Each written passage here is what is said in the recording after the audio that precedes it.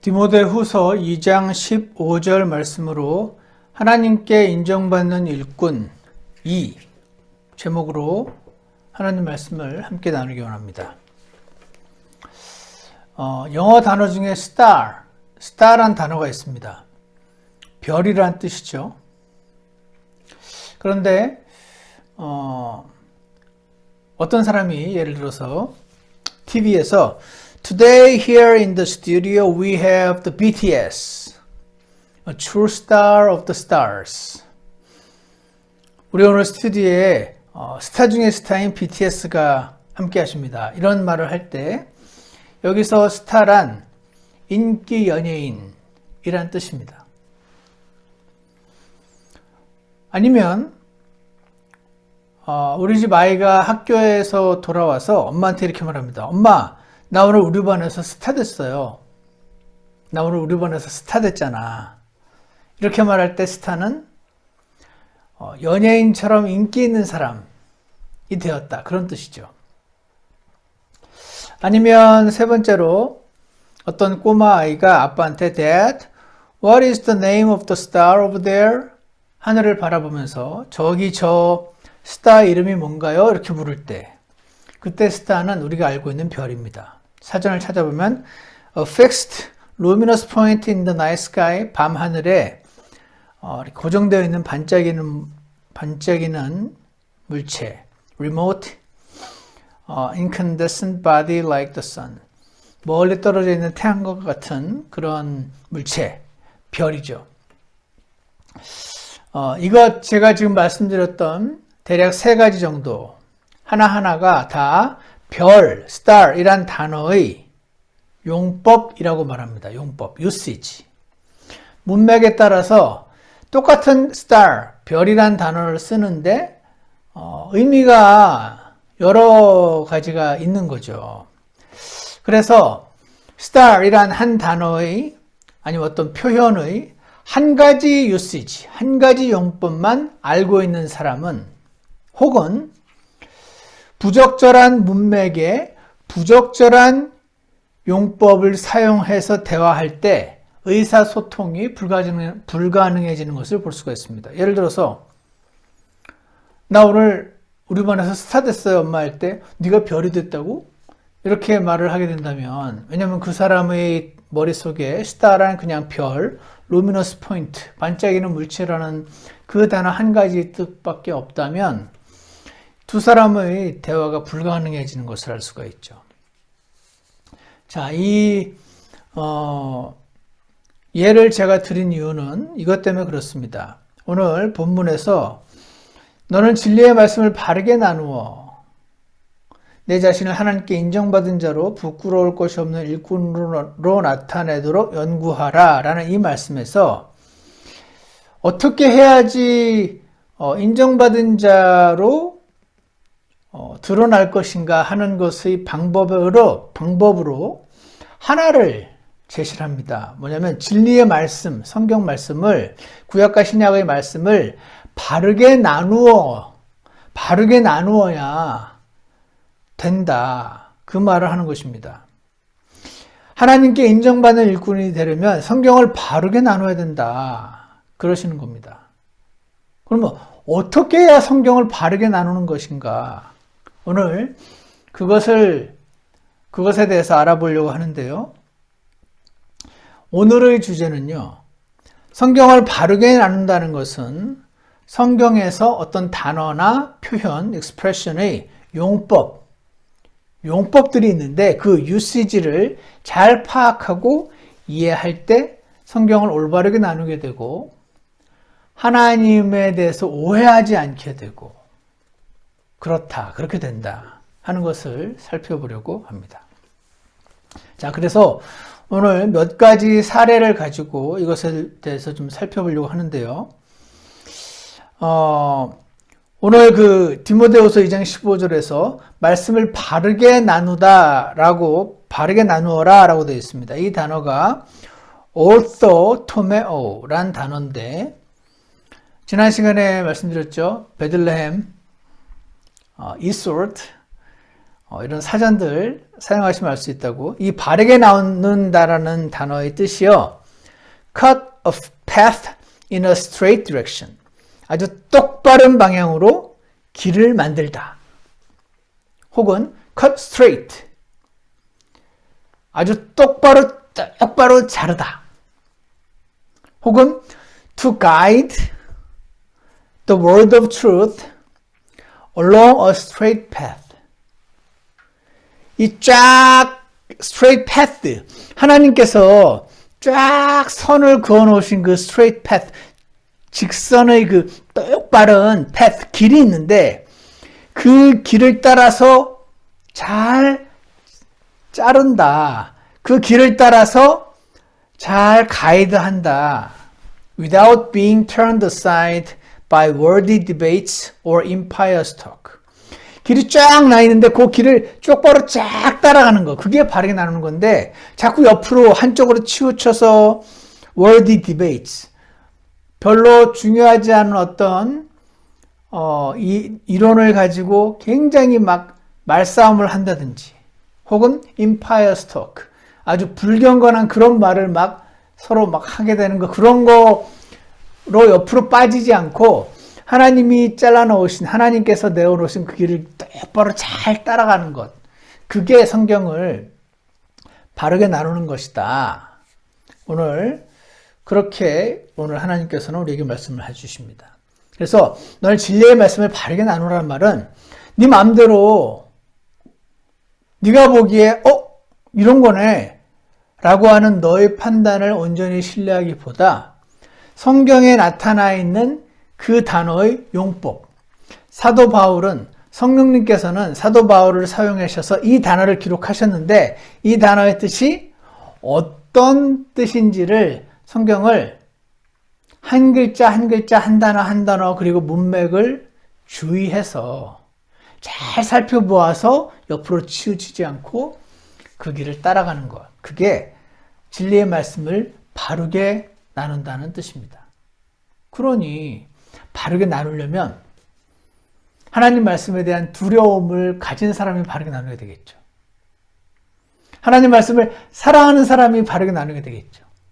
그러니까 하나님 말씀을 샅샅이 살피고 공부하고자 하는 사람이 바르게 나누게 되지 않겠습니까? 제가 이 바르게 나눈다는 것에 대해서 생각을 해보았을 때 제가 예전에 벌써 몇십 년 됐네요. 제가 청년 때니까 한국에 있을 때 몬도가네라는 영화를 본 적이 있습니다. 제 나이 또래 분들도 아마 본 적이 있을 것 같기도 한데 제가 인터넷에서 다시 한번 찾아봤어요. 옛날에 기억이 가물가물해서 마침 그 단어는 기억이 나더라고요. 그 영화 제목이 몬도가네. 이게 뭐냐면 전 세계 사람들이 각 나라 자기 문화가 있는데 그게 온갖 우리가 볼 때 엽기적인 행각을 벌이는 모습을 다큐멘터리처럼 이렇게 펼쳐서 보여줬던 그런 영화였었습니다. 제 기억에 남는 것이 제가 그때는 구원받기도 전이었어요. 하나님 말씀도 몰랐을 텐데 필리핀은요 천주교가 81%, 국민의 81%가 천주교를 믿거든요. 부활절을 기점으로 약 한 달 전 동안 카톨릭에서 천주교에서 만들어낸 사순절이라는 절기가 있어요. 이 사순절이라는 절기를 지키는데, 그러니까 전 국민이 카톨릭이니까 전 국민이 그냥 다 지키는 거예요. 한마디로 80%면은. 그때 굉장히 금욕적인 생활 또는 고행의 생활을 하는데요. 어떤 사람들이 막 커다란 이렇게 쇠 기둥 같은 걸로 여기서부터 여기까지를 구멍을 뚫어가지고 그 쇠를 집어넣어서 자기 얼굴을 이렇게 끼우더라고요. 제가 보고 깜짝 놀랐었는데. 그리고 예수님을 따라 하려고 하는지 십자가에 자기들 이렇게 뒤에 박혀가지고 채찍을 막 맞고 그런 것을 하는 것을 제가 본 적이 있습니다. 그래서 이것은 제 추측이지만 천주교가 강한 나라에서 아마 문신이 유행하게 되지 않았을까 라는 추측을 하는데 어쨌거나 천주교 꼭 아니더라도 이제 이교도 국가들, 뭐, 그 힌두교가 성행했던 인도도 마찬가지고, 코에 구멍을 뚫고 피부에 대한 악설을 하고 몸을 괴롭히는 실행들. 그렇게 몸을 막 괴롭히는 고행을 하는 것을, 저 사람은 참 저렇게 하면서까지 신에게 다가서려고 하는구나. 이러면서 약간 존경하는 눈빛을 보내는 문화. 이런 것들을 녹화해 놓은 그 몬도고네라는 영화를 본 적이 있습니다. 여러분, 왜 천주교회가 강한 나라, 이 나라에서 이런 엽기적으로 보이는 이런 실행들을 하는 걸까요? 로마서 7장 18절에 보면 이런 말씀이 있어요. 내 안에, 곧 내 육신 안에 선한 것이 거하지 아니하는 줄을 내가 아노니. 내 육신 안에 선한 것이 거하지 않는 걸 내가 안다. 이렇게 말을 합니다. 그래서요, 여러분, 성경에 육신, flesh 혹은 body, 몸, 이 단어가 나올 때 내 육신 안에 선한 것이 나오지 않는다. 이런 말씀을 들을 때 얼핏 들으면 그러니까 내가 이 강력한 성적인 욕망, 강력한 이 식욕, 탐욕 이런 것들이 내 몸의 문제구나 해서 이 몸을 못 살게 구는 실행이 천주교회가 강성한 나라들에서 나왔던 것을 교회사를 보면 알 수가 있습니다. 그래서 하나님께서 오늘 말씀을 바르게 나누라고 그랬잖아요. 정말 육신이 이 피부, 근육, 이 육신을 말하는 것이라면 언제나 그것이라면 우리는 이 천주교의 실행을 따라해야 되는 것이 맞다고 생각합니다. 그런데 말씀을 바르게 잘 나누어 봤더니 이 육신이란 단어에는 세 가지 용법이 있더라 하는 것을 우리가 살펴볼 수가 있습니다. 첫 번째는 육신이라는 어떤 겁니까? 로마서 3장 20절에 이런 말씀이 있는데 그러므로 율법의 행위로는 어떤 육체도 의롭게 될 수 없다. 이런 말이 나옵니다. 어떤 육체도, 즉 어떤 사람도, 즉 어떤 육체도 라고 말할 때 육체 혹은 육신, the flesh.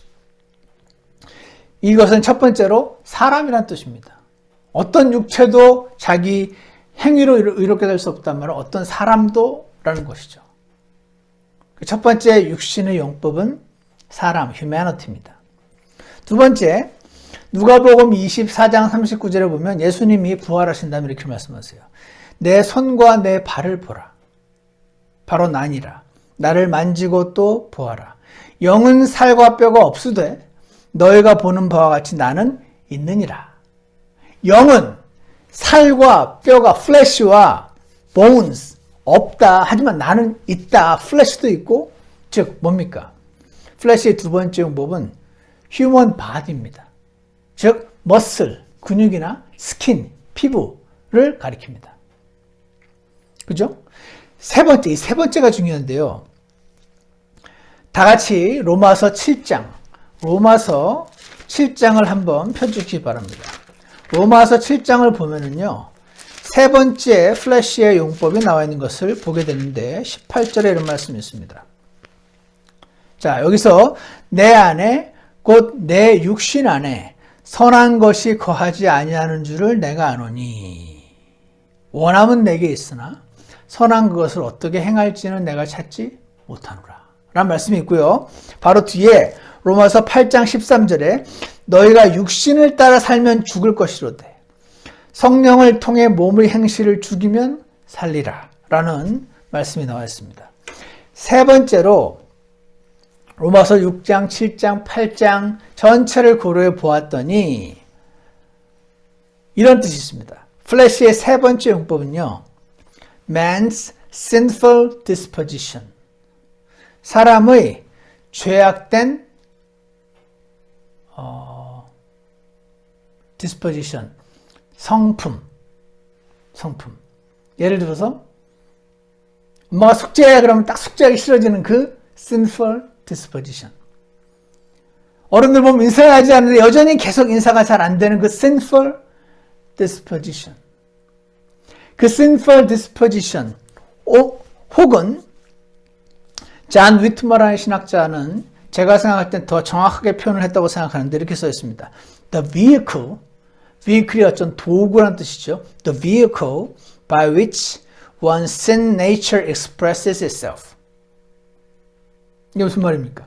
사람 안에는 sinful nature, sin nature, 죄성이 있어요. 이 죄성은 사람의 구원을 받아도 안 죽거든요. 근데 이 죄성만 가지고는 사람이 죄를 지을 수가 없어요. 죄성을 시키는 대로 내 플래시, 내 안에 있는 그 플래시라는 존재가 그 죄성에게 순종을 할 때 내가 죄를 짓게 되는 겁니다. 그래서 sin이라는 것에 순종해서 sin을 내 주인, 죄성을 내 주인으로 삼아서 그 죄가 나로 하여금 실제로 그 죄를 발현하도록 표현하도록 도와주는 그 도구, the vehicle by which one's sin nature expresses itself. 이게 세 번째 뜻이 있는 거죠.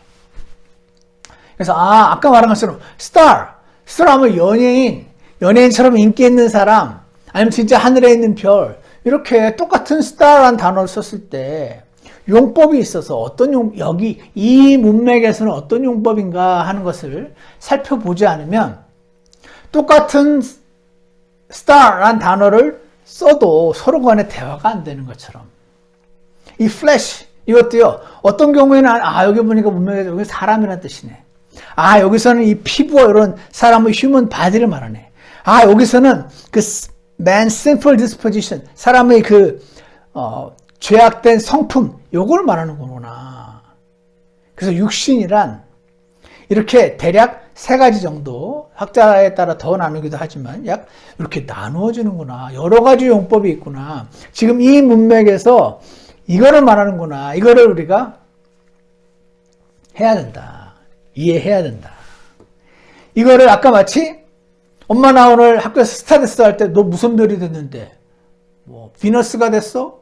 뭐 문이 됐어? 이렇게 하면은 서로 대화가 안 되는 것처럼 너희가 육신을 따라 살면 죽을 것이로되 몸의 행실을 죽이라. 플래시의 바디의 행실을 죽이라.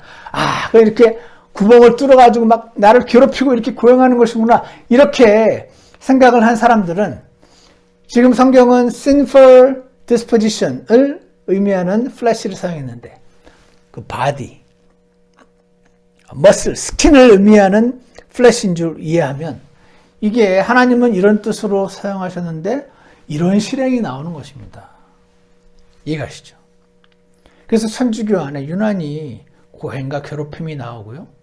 물론 불교를 비롯한 전 세계 종교에 이 몸을 괴롭히는, 몸을 업신여기는 그렇게 해야지 어떤 단계에 도달한다는 가르침이 전 세계의 종교에 사실 어느 정도씩은 있죠. 그래서 예전에 마틴 루터가 구원받기 전에 천주교 신부였을 때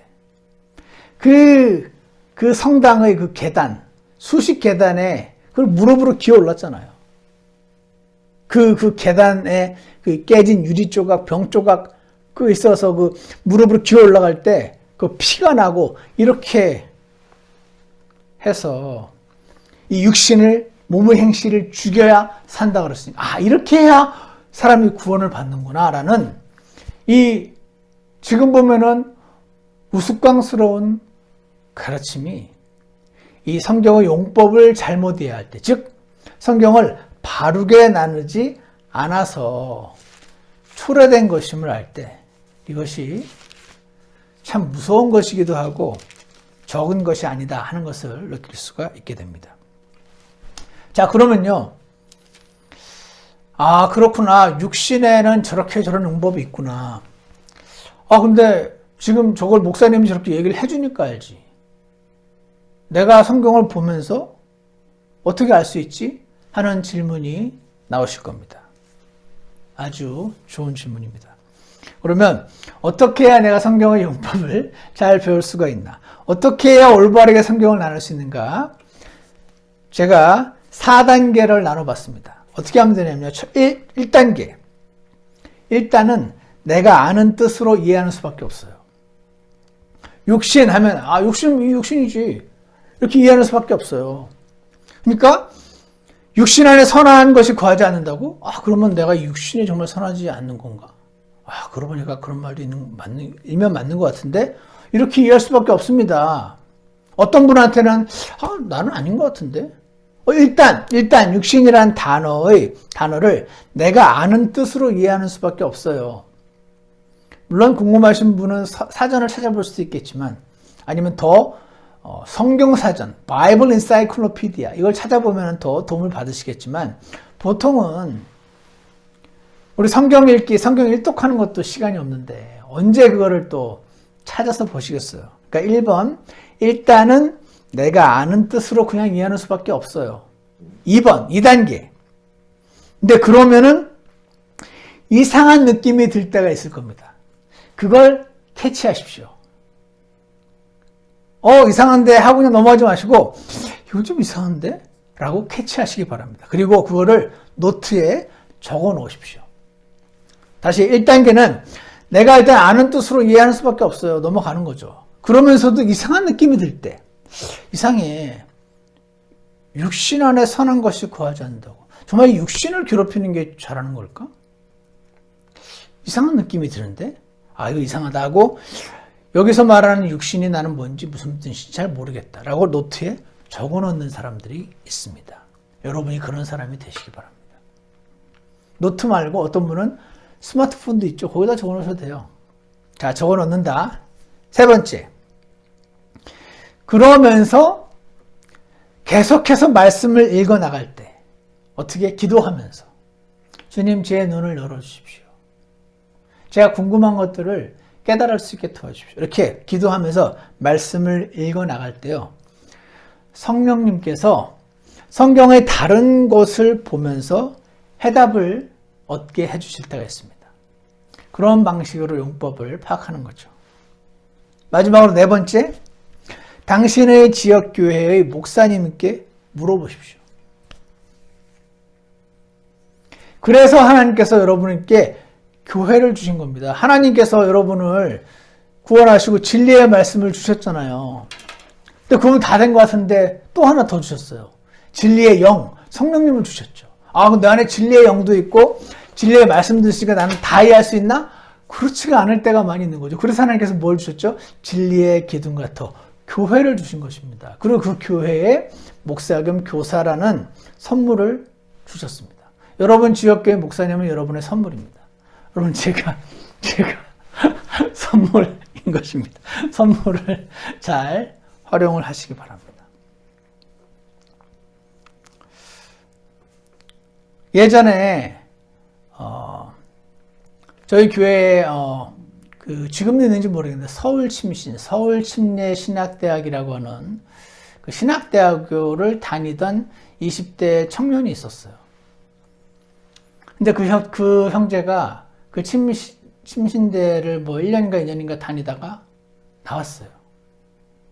왜냐면 이러더라고요. 사순절이 되면, 그러니까 침신대학교고 천주교도 아닌데 일반 개신교회가 천주교에서 나오다 보니 이신칭의라는 가르침은 제대로 알고 나왔지만 나머지 다른 수많은 천주교의 실행들을 그대로 실행하는 경우가 많이 있었던 거죠. 그래서 신학교인데 사순절만 되면 한 달인가 40일인가 그 신학생들은 기숙사에서 금식을 시킨대요. 근데 제 기억에 아마 저녁 몇 시부터 밤 12시까지 밥을 안 먹는 그런 금식이라고 하더라고요. 그래가지고 이 형제가 그 신학교까지 들어갔으니까 얼마나 하나님 말씀을 배우고 열심히 배워서 하나님을 섬기는 사역자가 되고 싶어서 들어갔겠습니까? 그랬는데 사순절이 되니까 기숙사에 있는 다른 친구나 형들이 그렇게 빵이라든지 맛있는 음식을 사가지고 저기 딱 보관해 놨다가 계속 시계를 보다가 12시 땡 하면 그때부터 밤 12시에 막 먹고 막 치킨도 먹고 이렇게 하더라는 겁니다. 이해가십니까? 사순절이니까 먹지 말아야 된다는 거죠. 그래서 몇 시부터 몇 시까지는 안 먹는 건데 12시 땡 치면서 먹더라는 겁니다. 그러면서 형제가 이게 과연 맞는 건가? 근데 대부분의 사람들은 원래 그러는 거려니 하고 그렇게 적응해서 사는 사람도 있는데, 어떤 사람은요, 이거 이상한데? 금식을 할 거면 제대로 하든지.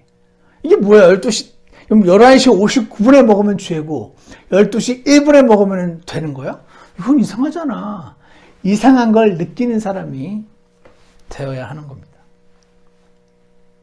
그래서 일단은 내가 아는 뜻으로 이해하고, 그때 이상한 느낌이 들면 그걸 적어놓고, 성경을 계속 읽어나가면서 하나님께서 다른 곳에서 알려주실 때 깨닫고, 마지막으로 당신의 지역교회 목사님께 물어서 하나님께서 당신에게 주신 은사, 선물을 활용해서 하나님 말씀을 올바르게 잘 나누어가는 것이 필요하다 하는 것입니다. 또 하나만 더 보겠습니다. 말씀을 바르게 나누라 할 때 제가 한 6개월 전쯤에 저도 처음 알게 된 한 가지 용법이 있는데요.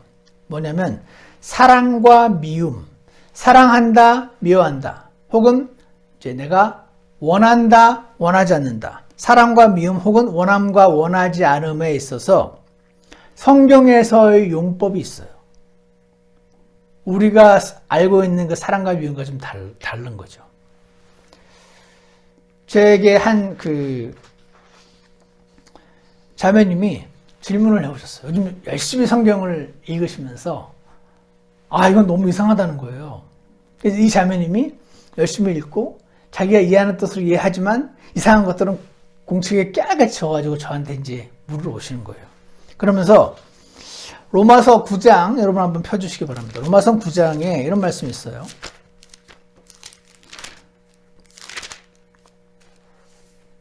예전에 한 동료 목사님이 로마서를 읽으면서 자기는 어릴 때부터 칼빈주의가 틀렸다고 배웠는데 내가 로마서 9장, 10장, 11장을 읽으면 자꾸 칼빈주의가 맞는 느낌이 든다 그러면서 예전에 밴쿠버에 있을 때 제게 로마서 9장, 10장, 11장 가지고 언제 한번 특강을 해달라고 말했던 적이 있었어요.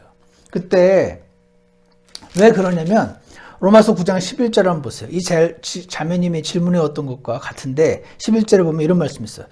그 아이들이 야곱과 에서죠. 아직 태어나지도 않고 무슨 선이나 악을 행하지도 아니하였으되 선택에 따른 하나님의 목적이 보통 선택하면 이 선택은 구원과 상관없는 선택인데 이 칼빈주의 교회에 장로교회에서 오래 자라신 분들은 선택이라는 단어만 들으면 구원이라고 생각하시는 경향이 있죠. 그러니까 이렇게 이해가 되는 거예요. 구원, 선택에 따른 하나님의 목적이 행위로 말미암지 아니하고 오직 부르시는 분으로 말미암아 서게 하려 하사. 즉 구원이 내가 막 행위를 잘해서 구원받는 게 아니고 하나님이 선택하신 사람의 구원을 받는 거다. 그렇게 들리는 거죠. 12절. 그때 그분께서 그녀에게 이르되 형이 동생을 섬기리라 하셨나니. 그러니까 에서와 야곱이 엄마 뱃속에 있는데 형이 동생을 섬기리라 했다는 거예요. 원래는 동생이 형을 섬겨야 되잖아요. 근데 하나님 그렇게 선택하셨다는 거예요. 형이 동생을 섬기도록. 13절. 이것은 기록된 바 야곱은 내가 사랑하되 에서는 미워하였느니라. 태어나기도 전에 하나님은 어떤 사람은 사랑하시고 어떤 사람은 미워하시는구나. 이렇게 이해가 되는 거죠. 태어나기도 전에 하나님은 어떤 사람을 사랑해서 천국 가도록 예정하시고 어떤 사람은 미워해서 지옥 가도록 예정하셨어. 이 사람이 어떻게든 구원을 받고 싶지만 이 사람은 한번 태어나기도 전부터 하나님이 지옥 가도록 예정해 놓은 사람이니 절대로 구원받을 수 없고, 하나님 선택하신 이 사람들은 아무리 도망치려고 발버둥 치더라도 어느 날 하나님의 저항할 수 없는 irresistible grace가 주어져서 손을 들고 믿게 된다. 야곱은 내가 사랑하되 에서는 미워하였느니라 함과 같으니라. 여기까지 들으면 그건 너무한 거 아닙니까? 태어나기도 전에 뭔가 잘못한 것도 아닌데 어떤 사람은 지옥 보내고 어떤 사람은 천국 보내면 잘못된 거 아닙니까? 이렇게 말하면 14절. 하나님께 불의가 있느냐? 하나님 불의하시단 말이냐? 예, 하나님 불의하시단 말입니다. 기회를 줘야죠, 최소한. 결코 있을 수 없느니라. 이 로마서 9장 11절에서 14절. 이 말씀이 칼빈주의를 세게 믿는 예정론자들 중에서 어떤 이는 날 때부터 지옥 가도록 예정되었고 predestination reprobates라고 부르죠. 어떤 이는 천국 가도록 예정되었다. 이들은 elect. 이렇게 믿는 사람들이 사랑하는 구절이고 예전에 그 목사님이 제게 자기가 이걸 볼 때 자꾸 그렇게 들린다고 말했던 구절이기도 하고 그러면은 그런 하나님 너무 불합리하고 너무 불공정한 분이죠. 라고 말할 때 로마서 9장 15절에 이런 말씀도 또 있어요. 내가 긍휼을 베풀 자에게 긍휼을 베풀고 내가 불쌍히 여길 자를 불쌍히 여기리라. 이것도 다 지옥과 천국으로 자꾸 생각을 하면 내 맘이야. 내가 천국 보내고 싶은 애들을 보낼 거야. 내가 지옥 보내고 싶은 애들 지옥 보낼 거야. 이렇게 하는 걸로 들리는 거죠. 그러면 그런 건 너무 불공정한 하나님 아닙니까? 이렇게 질문할 때 20절. 오 사람아 내가 누구이기에 하나님께 대꾸하느냐. 자기를 지어진 것이 자기를 지은 이에게 말하기를 어찌하여 나를 이렇게 만들어서 그렇게 할 수 있느냐? 이런 말들이 많은 사람들로 하여금 어떤 사람은 혼란스럽게 만들고 어떤 사람은 그러니까 좀 이상하게 보이긴 하지만 예정론이 맞는 거네. 이렇게 생각할 수도 있게 만드는 그런 구절인 것입니다. 자, 제가 볼 때는 지금도 이렇게 믿는 훌륭한 목사님들이 많이 계십니다. 한국에 유명한 분들 많죠. 미국의 존 파이퍼 이런 분 이렇게 믿으십니다. 또 뭐 많이 있는데 대표적인 지금 생각나는 존 파이퍼 이런 분 훌륭하신 분이죠. 근데 이 예정론에서는 이렇게 믿으세요.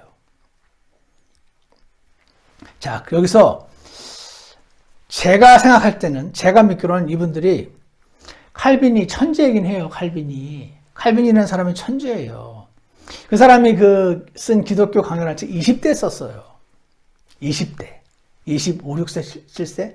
그 천재가 젊은 시절에 썼던 책인데,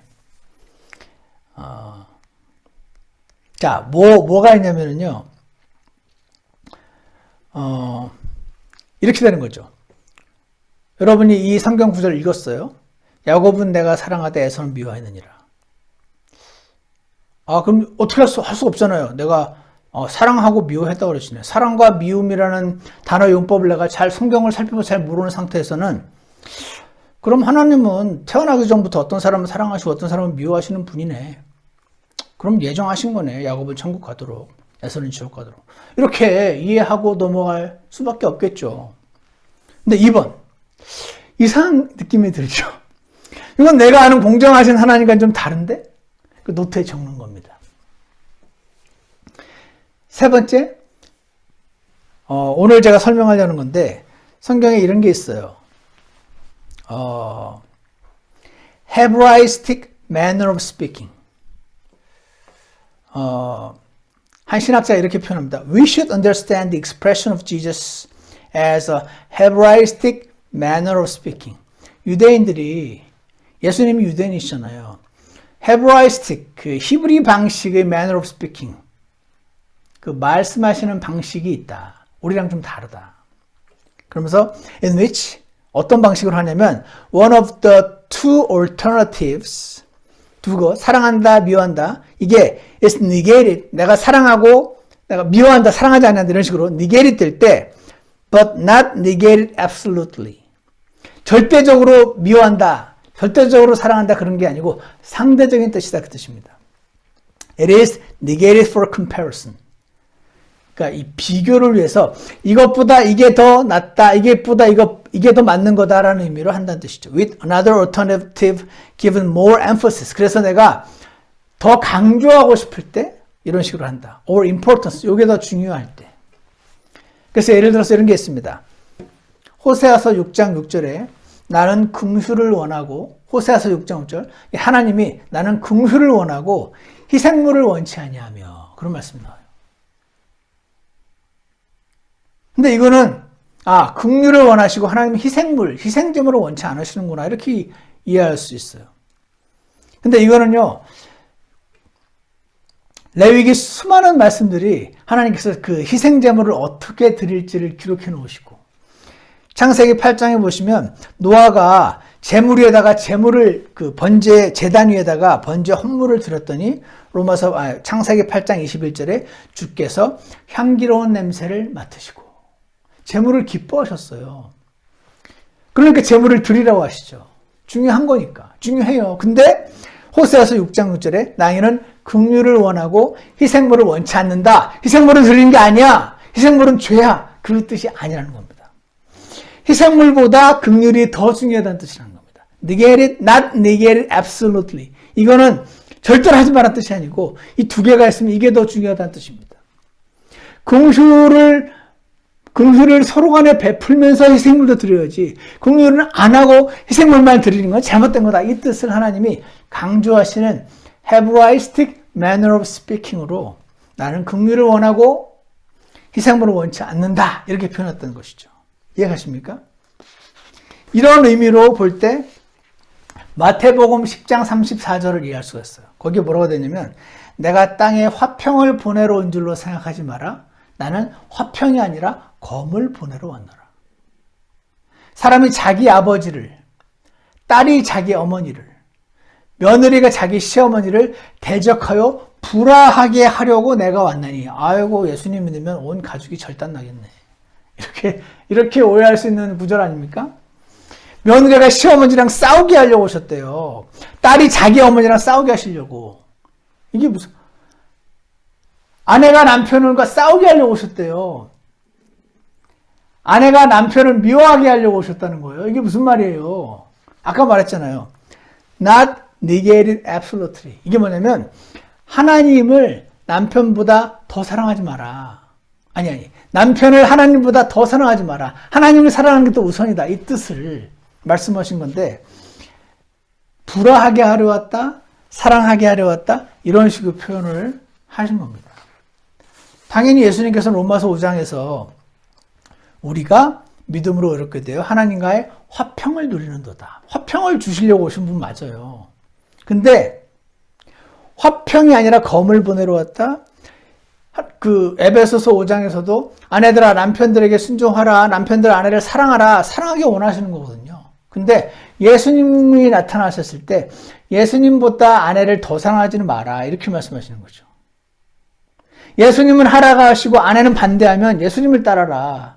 그러시는 거죠. 그거를 예수님을 사랑하고 아내를 미워하라. 이렇게 표현한다는 겁니다.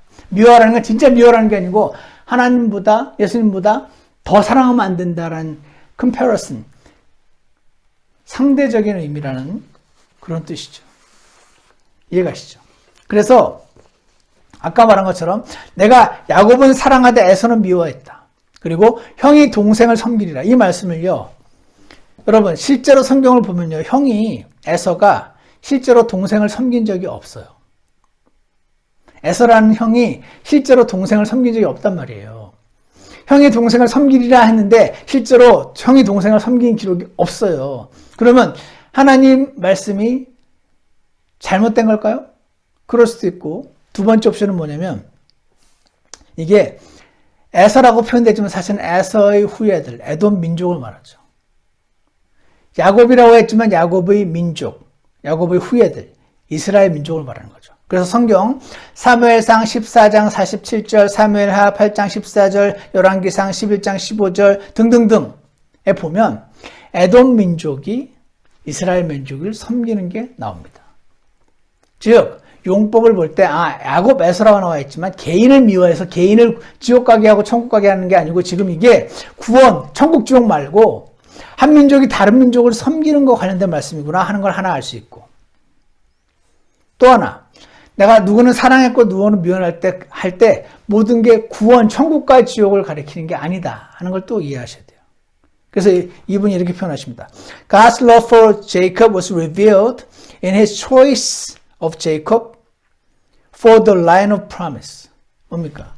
야곱을 사랑했고 에서를 미워했다. 이것은 에서는 지옥 보내고 야곱은 개인을 천국 보내고 그렇게 예정했다는 뜻이 아니고 메시아를 통해 오는 메시아가 오는 그 라인으로서 선택을 에서 쪽으로 통해 오지 않고 야곱 쪽을 통해 오게 하셨다. 그 뜻인 것입니다.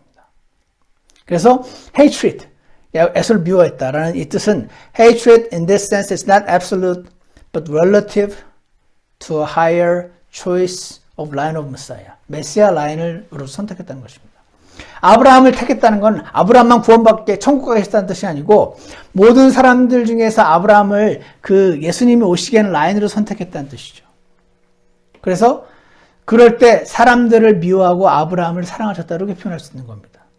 이삭과 이스마엘 중에 이삭을 메시아 라인으로 선택하셨죠. 그래서 이삭을 사랑하고 에스마엘을 미워하셨다 이렇게 표현하시는 겁니다. 유다와 그 12아들 중에서 유다와 요셉과 막 아들들 있잖아요. 그 중에서 유다와 요셉 중에서 유다를 통해서 예수님이 오게 하셨잖아요. 그때 유다를 선택하신 거거든요. 지옥 가게, 아니 천국 가게 말고. 그때 유다를 사랑하고 요셉을 미워했다. 이렇게 표현하신다는 것입니다. 이해가 가십니까, 여러분? 그래서 용법, 사랑하고 미워한다 할 때 이게 모두가 구원과 관련된 거고 절대적인 거고 이게 아니구나. 이걸 오해를 하면 로마서 9장을 읽으면서 누군가는 날 때부터 예정되었고 이렇게 오해하기가 쉽다 하는 것입니다. 그래서 아까도 말씀드린 것처럼 어떻게 하라고요? 일단은 내가 아는 뜻으로 이해하는 수밖에 없어요. 2번, 근데 이상한 느낌이 들 때 그걸 캐치하고 적어 놓으셔야 됩니다. 적어 놓는 분이 있고 안 적어 놓는 분이 계실 거예요. 적어 놓으실 때. 누가 적을까요? 관심 있는 사람이 적겠죠. 세 번째. 그러면서 말씀을 읽어나갈 때, 기도하면서 말씀을 읽어나가면 성경의 다른 곳에서 해답을 찾게 해주시는 겁니다. 분명히 하나님이 재물을 바치라고 하셨는데 여기는 재물을 원치 않는다고 하셨는데 이게 무슨 말이지? 이 원한다, 원하지 않는다, 사랑한다, 미워한다 이게 상대적인 개념이구나 라고 캐치하는 사람들이 나타나는 거죠. 근데 이걸 스스로 캐치하지 못할 때 어떻게 해요? 4번. 당신의 지역교회 목사님께 묻는 겁니다. 그래서 교회를 주셨고, 그래서 목사를 주신 것입니다. 하나님께 인정받는 일꾼이 되는 방법. 말씀을 올바로 나누는 것입니다. 어떻게 올바로 나눕니까? 용법을 잘 구분하는 것입니다. 육신에는 세 가지 용법이 있고, 사랑과 미움, 원함과 원하지 않음. 이게 용법이라는 게 있구나. 이 용법을 제대로 구분할 때 우리는 하나님을 오해하지 않을 수 있고, 하나님께 인정받는 일꾼, 부끄럽지 않는 일꾼으로 자라날 수 있을 줄 믿습니다. 기도하겠습니다. 선하신 하나님 아버지, 오늘 저희에게 말씀을 올바로 나누는 것에 대한 말씀을 주심을 감사합니다. 선하신 하나님 아버지, 우리가 말씀을 오해해서 하나님을 오해하고 이단이 생겨나기도 하고 온갖 이상한 가르침 때문에 하나님에 대한 신뢰가 떨어지기도 하고 오해를 하기도 하고 온갖 현상들이 발생하는 줄 알고 있습니다. 선하신 하나님 아버지, 나를 사랑하셔 아들을 주시기까지 사랑하셨는데 무엇이 아까워서 더 주지 않겠느냐는 이런 말씀을 저는 기억합니다. 하나님 말씀 읽어나가면서 이상한 부분들을 보게 하시고 적어놓게 하시고 해결해 나가게 하셔서 말씀을 올바로 나누는 자들 되게 하시고 하나님 말씀의 놀라운 빛을 더 환하게 보게 해주시고 주님의 진리에 사로잡혀서 주님을 따르는 자들이 많이 생겨나도록 주님 축복하여 주시옵소서. 예수님 이름으로 기도드렸습니다. 아멘.